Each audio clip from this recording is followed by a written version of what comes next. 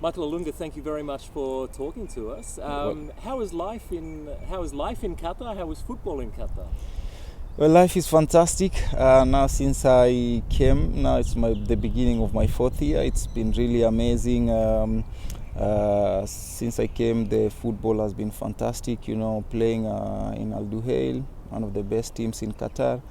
And there's good infrastructure, there's good football.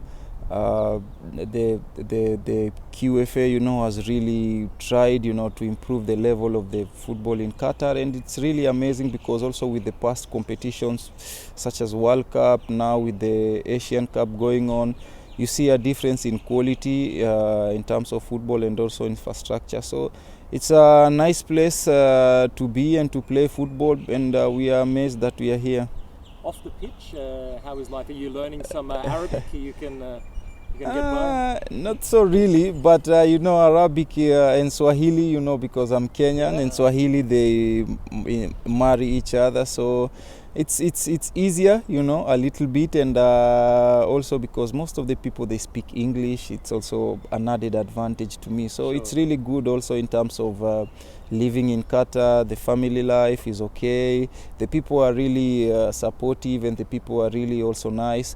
And it's also nice because it's close to Kenya, the proximity, so it's a fantastic place to be in, for sure. And there's many Kenyan, I didn't realize how many Kenyan people there are actually living in Qatar. It's a huge community. Right? Yeah, we have a huge Kenyan community here in Qatar. I think over 50,000 Kenyans are currently here, and it's amazing because you see when they come to Qatar, and the people, they believe in them, in their ability, not only in terms of football, let's say, like me, but also other aspects of jobs and life.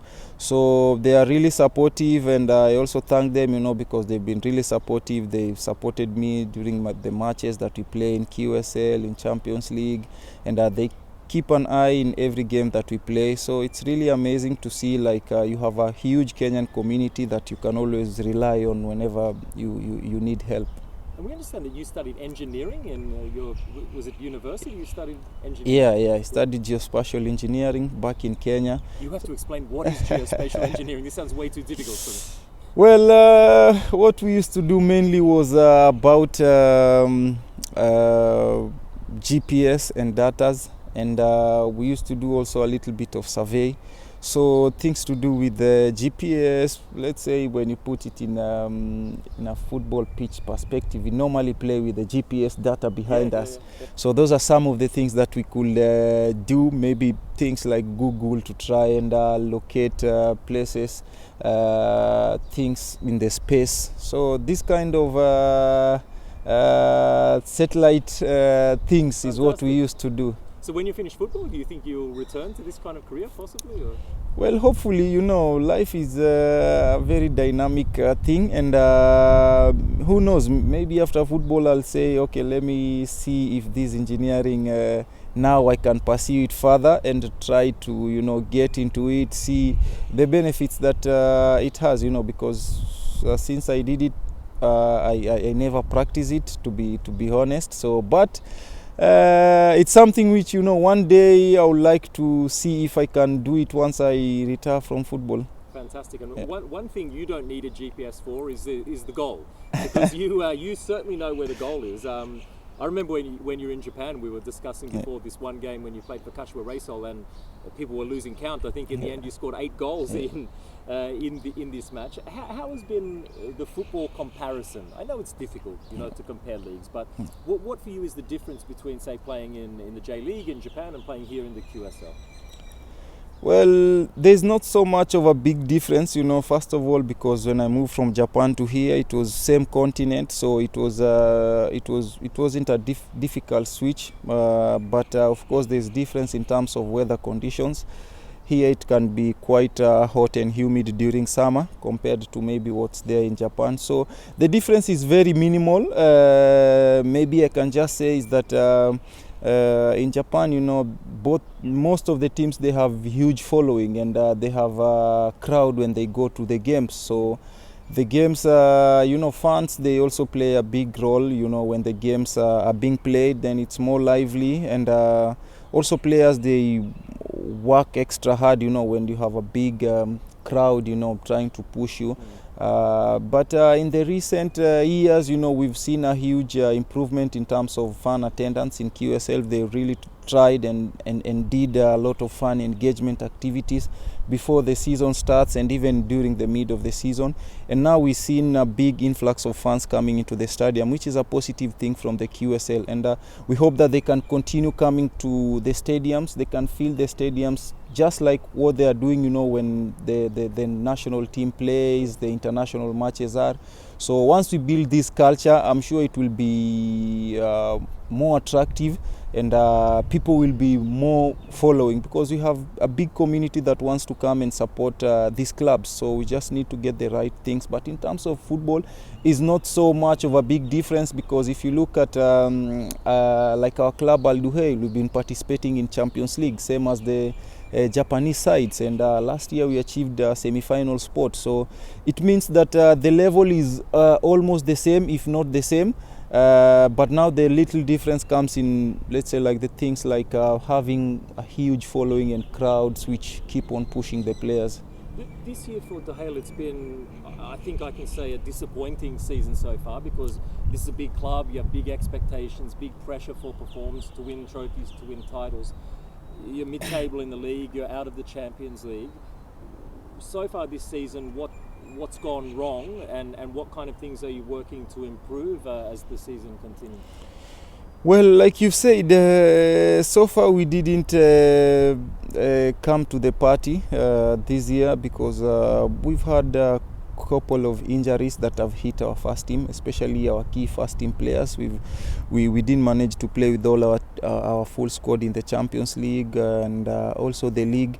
Then we used to play games back to back, so we also suffered fatigue with the thin squad that we had.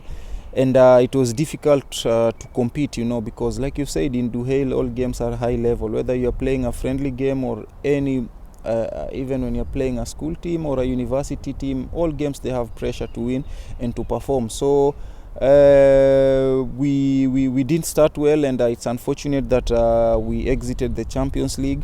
And also in the league, we are trying to stabilize, but we still have other cups to try and compete with. We have the we have the Amir Cup, which is also a very important trophy, and we have the Qatar Cup as well. So we want to have something to smile about at the end of the season, and we want to give our level best. Hopefully now with this mini break, some of our players can come back into the team, and it can inject a fresh positivity into the team. You're used to this pressure because you've played in a similar environment in other nations, but you come here as a visa player, an import player.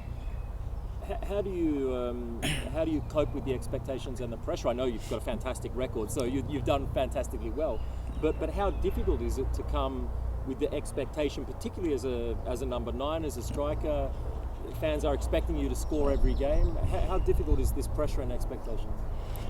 Of course, like you said, when you're coming for a team like Duhail, who are champions, here in Qatar, you have to, score the goals. That is what they bought you for. You have to cope with the pressure, and you have to play in this high pressure for you to become this high and great level player as well. So it wasn't easy, of course, in the beginning when I came to Qatar, because I came at the middle of the season, while when I was coming from Japan, it was end of the season, having played over 40 matches. So also I had a little bit of fatigue because I used to play all the games, and when I came here, it was middle of the season, different culture, different environment, different weather conditions, and it took me quite a while, but the club's president was really patient with me. He really believed in my ability, and he gave me the reassurance that everything is going to be okay. You just need to settle in well as soon as possible, and having this somebody to back me, from behind the scenes, is really what made me to push even further. So when we arrived in the Champions League in my first season, it was quite fantastic to be the top scorer, the first top scorer this club has ever produced, and since then it has just been a roller coaster, scoring goals each and every time, you get the opportunity to represent this wonderful club.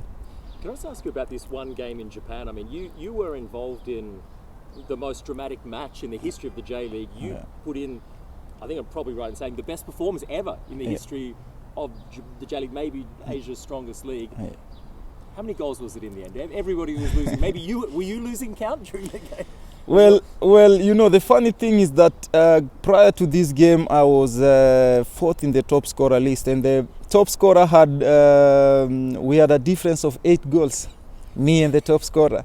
So I knew it was slightly impossible to try, it was completely impossible at the beginning of the game, because also Kyoto was not a team that was in the relegation. It was just a mid-table team that time, so it was not going to be an easy game.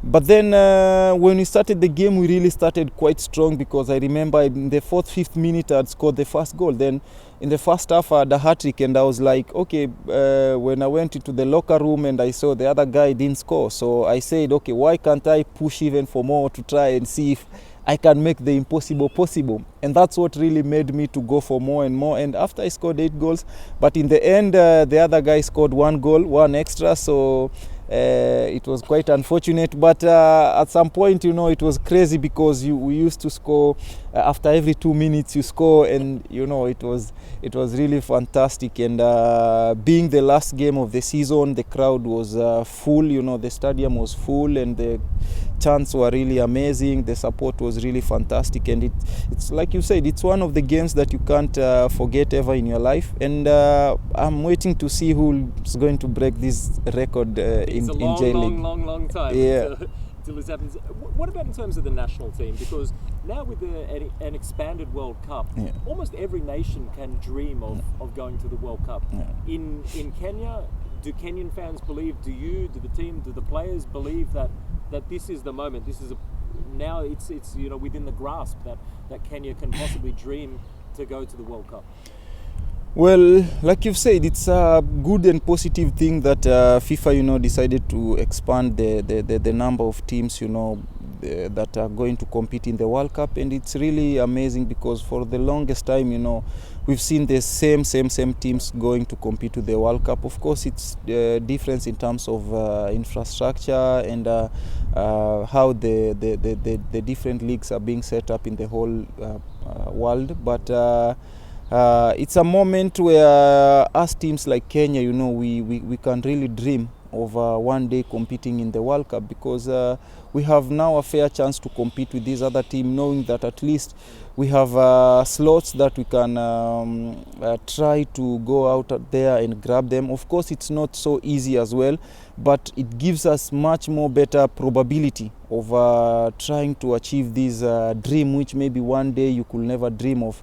So it's a good thing, because now each and every team is believing, and we are really doing our level best. Of course, we started the competition with 1 lose and 1 win, so it's still within our grasp, to try and go out there, put in some more solid performances into the upcoming qualifiers, which will be in June, and try to see if we can get maximum points, so that if not maybe go directly, we can be on the playoffs and try to find a slot.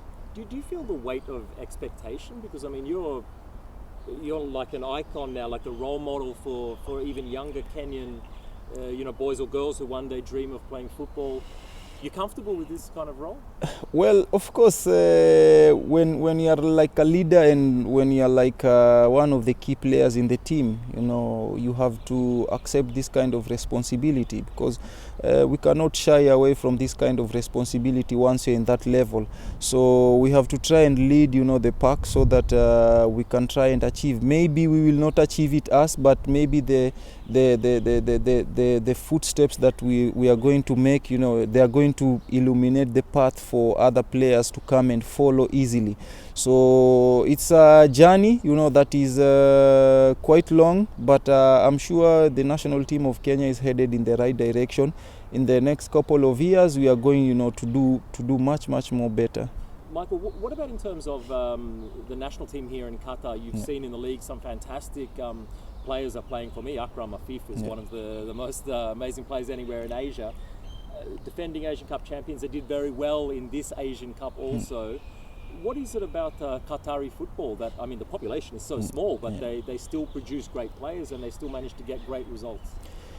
Well, it was a fantastic, performance from them. They just concluded Asian Cup, and you can see, like I said earlier, the infrastructure that these guys have put, it's quite amazing, from stadiums to Aspirations, which deals with the health of the players, Aspire Academy trying to groom young players. You can see that they are putting in a lot of effort, to try and grow the football in Qatar, and that's why these results, they are now coming their way. It's not by luck, it's by preparation, and that's what they've done. They won it in 2019 as well. So for me, I will say that it's not luck, but they have really invested a lot in terms of football infrastructure, and that is very key in terms of development of the game.